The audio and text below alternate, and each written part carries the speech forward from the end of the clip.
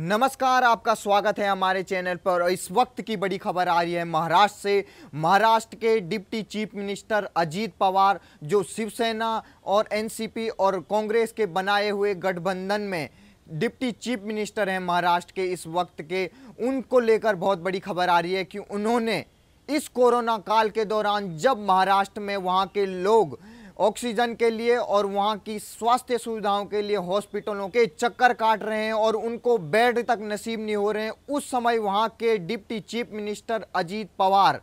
अपनी छवि को चमकाने के लिए, सोशल मीडिया अकाउंटों को मैनेज करने के लिए अब इस वक्त भी ऐसे ऐसे कदम ले रहे हैं जिसको देखकर पूरे महाराष्ट्र ही नहीं अपितु पूरे देश में उनकी थू-थू हो रही है। तो वहां के सेक्रेटरी ने कल ही एक फैसला लिया है कि आरएन मूसले ने वहां एक फैसला लिया है कि अजीत पवार की छवि को चमकाने के लिए एक अब एक्सटर्नल एजेंसी को अब एक हायर किया गया है और अब उनको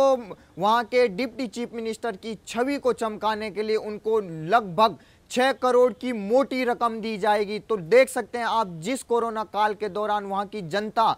दर बदर भटक रही है, उनको ना तो अस्पताल में ऑक्सीजन मिल पा रहा है और ऑक्सीजन की कमी से लगभग कई लोगों की जान जा चुकी है। और वहीं सुख सुविधाओं की बात करें तो ना अस्पतालों में बेड मिल पा रहे हैं, ना ही आम लोगों को कोई सुविधा मिल पा रही है। लेकिन वहां के डिप्टी चीफ मिनिस्टर, जो वहां महाविकास आघाड़ी की सरकार चल रही है, वहां के डिप्टी चीफ मिनिस्टर इस वक्त भी इस कोरोना काल में भी अपनी छवि को चमकाने के लिए पूरे जोर तोड़ से लगे हुए हैं। और डिप्टी चीफ मिनिस्टर ने 6 करोड़ की मोटी रकम जो वहां के टैक्स पेयरों से, जो वहां की आम जनता की जेब से निकाली गई, जो सरकार को दी गई थी वहां के आम जनता ने, ताकि वहां के जन लोक कल्याणकारी फैसले लिए जाएं और वहां के लोगों की सुविधाएं की जाए। लेकिन उसी रकम से अब वहां के डिप्टी चीफ मिनिस्टर अब अपनी छवि चमकाने जा रहे हैं। तो देखा आपने किस तरीके से वहां के डिप्टी चीफ मिनिस्टर वहां की आम जनता को असहाय छोड़कर अपनी छवि को चमकाने के लिए, और ताकि उनकी छवि में कोई भी कमी ना आ पाए और उनको लगता है कि उनकी छवि अब एक चमकते हुए सितारे की तरह होनी चाहिए, तो इसीलिए उन्होंने ये मोटी रकम खर्च की है। तो मैं आपको बता दूं कि यही अगर 6 करोड़ रुपए वहां के डिप्टी चीफ मिनिस्टर अगर अपनी जनता को वैक्सीन लगाने के लिए प्रयोग करते, तो लगभग महाराष्ट्र की 3 लाख आबादी को इस रुपये से वहां के लोगों को वैक्सीन लग सकती थी मुफ्त में। तो देखा आपने किस तरीके से वहां के जो उप मुख्यमंत्री हैं अजीत पवार, वो कैसे कैसे फैसले ले रहे हैं इस कोरोना काल के समय भी, जहां इस समय त्वरित कार्रवाई की जरूरत है, जिसमें कि लोगों को वैक्सीन लगाई जाए, मुफ्त में वैक्सीन जल्दी से जल्दी लगाई जाए। लेकिन उस समय भी उनको अपनी छवि की पड़ी है। इसी तरीके से आपको बता दें कि इससे पहले महाराष्ट्र के मुख्यमंत्री भी यह कार्य कर चुके हैं। वहां के मुख्यमंत्री ने भी एक्सटर्नल एजेंसी को हायर करके अपनी छवि को चमकाने के लिए काफी मोटी रकम खर्च की थी, जिसका ब्यौरा अभी तक भी सामने नहीं आ पाया। तो देख सकते हैं आप किस तरीके से महाविकास आघाड़ी में अलग अलग धुरे हैं और अलग अलग धुरे अपनी अपनी छवि को चमकाने के प्रयास में लगे हुए हैं। वहीं कुछ दिन पहले मुख्यमंत्री के बेटे आदित्य ठाकरे भी इसी कार्रवाई में फंसते हुए नजर आए थे, जिस समय उन्होंने लगभग बॉलीवुड के सभी सेलिब्रिटियों ने उनके ट्वीट को रिट्वीट किया। तो जो लग रहा था कि एक पीआर स्टंट के रूप में माना जा रहा था, क्योंकि इस तरीके से मैसिव कैंपेन चलाया गया जिसमें महाराष्ट्र के आदित्य ठाकरे के कामों को सराहा गया। तो देखा आपने किस तरीके से महाविकास आघाड़ी जो अपनी जनता को सुख सुविधाएं न देने के बावजूद अब ऐसे ऐसे कार्य कर रही है, जो वहां के मरीजों पर, जो वहां के लोग हैं, आम जनता जो दर दर भटक रहे हैं अस्पताल, हॉस्पिटल और वैक्सीन के लिए, उनके जले पर नमक छिड़कने का प्रयास कर रही है। और इस तरीके के फैसले जो ना तो लोगों के हित में है, ना ही वहां के आम जनता के हित में, तो ऐसे फैसले लेकर क्या जताना चाहती है वहां की उद्धव सरकार, ये हम उनसे पूछना चाहते हैं। अगर इस फैसले के बारे में और बताऊं मैं, तो ये आरएन मूसले जो वहां के सेक्रेटरी हैं, उन्होंने ये कल फैसला लिया था कि डिप्टी चीफ मिनिस्टर की छवि को चमकाने के लिए 6 करोड़ की मोटी रकम पे की जाएगी और एक्सटर्नल एजेंसी जो सरकारी ना होकर के बाहर की कंपनी है, उसको ये छवि चमकाने के लिए यह रकम दी जाएगी। 6 करोड़ रुपए में वहां के जो डिप्टी चीफ मिनिस्टर हैं, एक्सटर्नल एजेंसी को यह कहा जाएगा कि वो उनकी छवि फेसबुक, ट्विटर, इंस्टा और बाकी यूट्यूब और टेलीग्राम, व्हाट्सएप बुलेटिन और बाकी जितने भी सोशल मीडिया नेटवर्क हैं उन पर उनकी छवि को चमकाने का प्रयास करेंगे और उनकी छवि में सुधार लाएंगे। और इसमें यह भी कहा गया है कि वो एक्सटर्नल एजेंसी न केवल उनकी छवि को चमकाएगी बल्कि ऐसे ऐसे आर्टिकल उसमें रखेगी, ऐसे मैसेज उसमें फॉरवर्ड किए जाएंगे, ऐसे मैसेज उसमें डाले जाएंगे ताकि वहाँ के जो डिप्टी चीफ मिनिस्टर है उनकी छवि मुख्यमंत्री से अलग चमकाई जाए। क्योंकि उनका कहना है कि इसमें कोई भी ऐसा मैसेज नहीं होगा जो चीफ मिनिस्टर ऑफिस से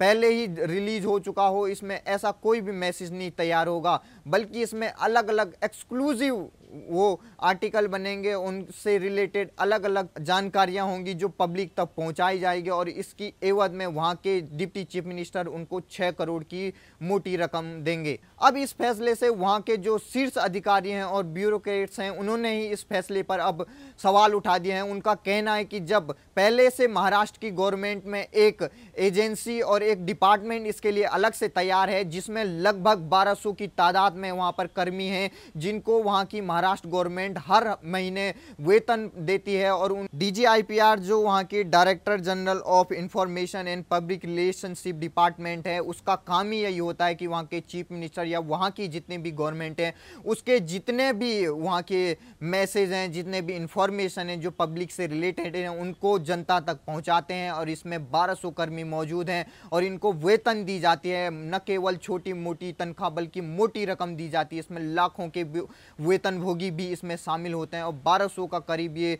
स्टाफ होता है इसमें। और वहाँ के ब्यूरोक्रेट्स का यही कहना है कि अगर हमने एक डिपार्टमेंट अलग से इसीलिए बनाया है जिसका काम ही यही है कि वहाँ के गवर्नमेंट की छवि को जनता तक पहुँचाए, वहाँ के मैसेज को जनता तक पहुँचाए, तो क्यों वहाँ के जो महाविकास अघाड़ी है वहाँ के न केवल चीफ मिनिस्टर बल्कि अब डिप्टी चीफ मिनिस्टर भी एक्सटर्नल एजेंसी को हायर कर रहे हैं उनकी छवि को चमकाने के लिए। महाविकास अघाड़ी के गवर्नमेंट के खिलाफ अब वहाँ के ब्यूरोक्रेट्स खुलकर सामने आ गए हैं। अब ब्यूरोक्रेट्स भी अब महाराष्ट्र की गवर्नमेंट से ये पूछ रहे हैं कि क्यों ऐसा किया गया कि एक्सटर्नल एजेंसी हायर की जा रही है और उनको 6-6 करोड़ की मोटी रकम फीस की जा रही है। दरअसल मैं आपको बता दूं जो वहाँ के सेक्रेटरी हैं RN मूसले, उन्होंने इस आदेश में ये कहा था कि जो DGIPR है जो वहाँ की महाराष्ट्र की एक डिपार्टमेंट है directorate general of information and public relationship, जो ये आदेश जारी किया गया वहाँ के सेक्रेटरी द्वारा, इसमें ये कहा गया है कि जो DGIPR पहले से मौजूद है महाराष्ट्र की गवर्नमेंट में उसमें लैक ऑफ टेक्निकल कॉम्पिटेंस है सोशल मीडिया अकाउंट को मैनेज करने के लिए। तो मैं ये कहना चाहता हूँ अगर महाराष्ट्र की सरकार को अगर वहाँ के DGIPR से इतनी ही प्रॉब्लम थी तो क्यों नहीं ऐसे इक्विपमेंट और ऐसे टेक्निकल एक्सपर्टीज़ उनको दी गई कि जिससे उन्हीं का डिपार्टमेंट में एक्सपर्टीज़ आ सके। क्यों नहीं ऐसे लोगों को हायर किया गया अपने डिपार्टमेंट, इसके बजाय उन्होंने क्यों बाहर की एजेंसी को यह पैसे दिए। तो इसमें लगभग कुछ न कुछ दाल में काला लग रहा है, क्योंकि अगर आपका मकसद यही होता कि वहाँ की एजेंसी को अच्छे से अच्छी टेक्नोलॉजी उपलब्ध कराए जिससे वो वहाँ की सरकार की अगर जानकारी अगर पब्लिक तक पहुँचाना ही चाहती थी तो क्यों उन्होंने DGIPR को अच्छे टेक्निकल इक्विपमेंट नहीं दिए जिससे वो सोशल मीडिया अकाउंट को मैनेज कर सके।